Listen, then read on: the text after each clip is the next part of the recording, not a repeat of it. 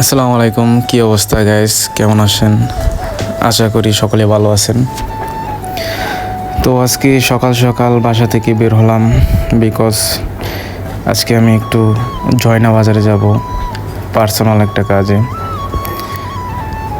বের হওয়ার সাথে একটা ছোট্ট ভিডিও করলাম আপনাদেরকে দেখানোর জন্য। বাসা থেকে বের হয়ে হামিদুদ্দিন রোড দিয়ে চলে গেলাম অটোর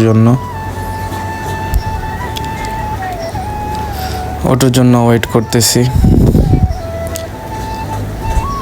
এবং জিজ্ঞেস করলাম চরপাড়া যাব কিনা।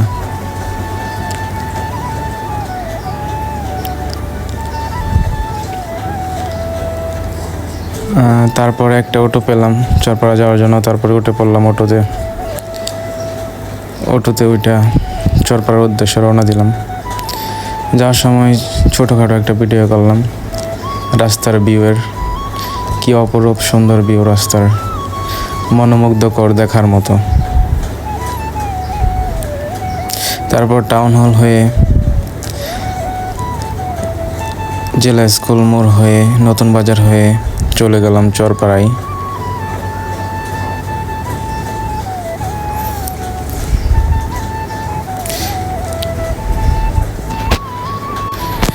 সকাল সকাল বেশি একটা জ্যাম ছিল না, রাস্তা একেবারে ফাঁকা ছিল, তার জন্য যাওয়াটা তাড়াতাড়ি হয়ে গেছে, তাড়াতাড়ি যেতে পারছি। তারপর নতুন বাজার থেকে রওনা দিলাম চরপাড়ার উদ্দেশ্যে।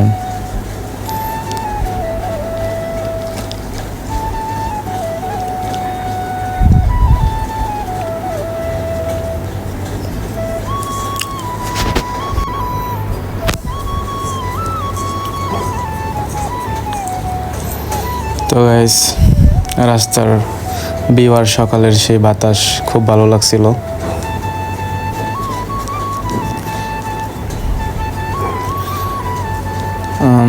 তারপর আমরা চলে গেলাম চরপাড়ার কাছাকাছি।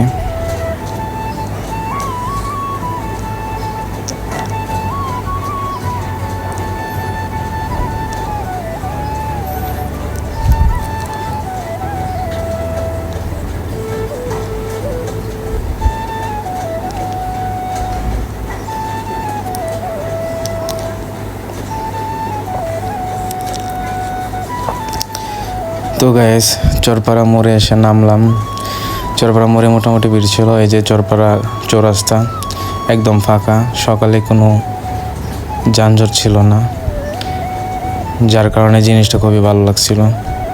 তারপরে চরপাড়া থেকে উঠলাম অটোতে মাসকান্দার উদ্দেশ্যে। মাসকান্দা গিয়ে তারপরে বাসে উঠতে হবে জয়না যাওয়ার জন্য। এই যে ময়মনসিংহ মেডিকেল কলেজ হাসপাতাল, সেই ঐতিহ্যবাহী মেডিকেল কলেজ ময়মনসিংহ, যেখানে হাজার হাজার মানুষ চিকিৎসা নিতে আসে। খুবই ভালো হাসপাতাল, ভালো একটা সুনাম আছে আমাদের এই হাসপাতালের। তারপর চলে গেলাম মাসকান্দা বাস স্ট্যান্ডে বাসের জন্য অপেক্ষা করতেছি। তারপরে ক্ষুধা লাগছিল, চলে গেলাম একটা হোটেলে খাওয়ার জন্য হেঁটে হেঁটে।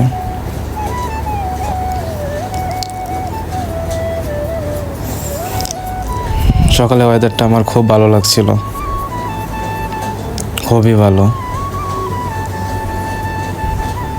তারপর বাসে উঠলাম। বাসে উঠে দেখি বাস একদম ফাঁকা, কোনো যাত্রী নাই, আমরা 2-3 জন আছি। তারপরে বসলাম। অবশ্য বেশি একটা অপেক্ষা করতে হয় নাই বেশিক্ষণ।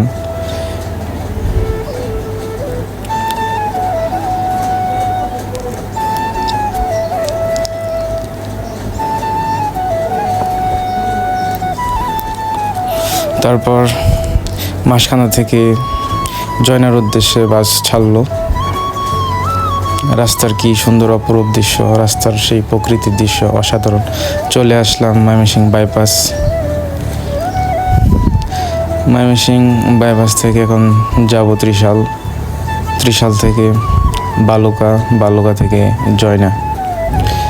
ময়মনসিংহ বাইপাস একদম ফাঁকা ছিল। একদম পুরোপুরি ফাঁকা, যেহেতু অফ ডে শুক্রবার, তেমন একটা ভিড় ছিল না, কোনো যানজট ছিল না, রাস্তা একদম ফাঁকা দেখতে পাচ্ছেন। আর রাস্তার পাশে গাছগুলো অসাধারণ সুন্দর, খুবই সুন্দর লাগছিল, দেখার মতো। তারপর গায়ে চলে আসলাম সেই ঐতিহ্যবাহী ত্রিশালে মোটামুটি একটু জ্যাম ছিল, যার জন্য এখানে 5 মিনিট ওয়েট করতে হয়েছে। গাইস কাজী অফিস আছে ত্রিশালে, চাইলে কেউ এখানে এসে বিয়ে করতে পারেন। তারপর ত্রিশাল থেকে বালুকার উদ্দেশ্যে রওনা দিলাম। বাসের মোটামুটি স্পিড ছিল ভালো, যার কারণে তাড়াতাড়ি যেতে পারছি।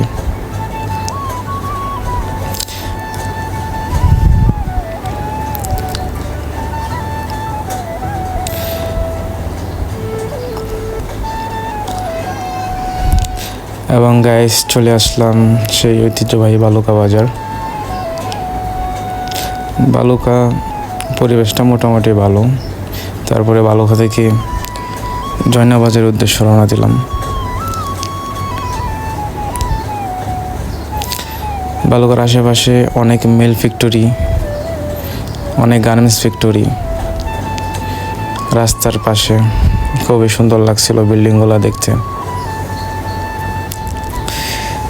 তারপর গায়ে চলে আসলাম সেই কাঙ্ক্ষিত জয়নাবাজার, যেখানে আমার একটা পার্সোনাল কাজের উদ্দেশ্যে আসছিলাম। ফাইনালি এসে পড়লাম। So guys, thank you watching video.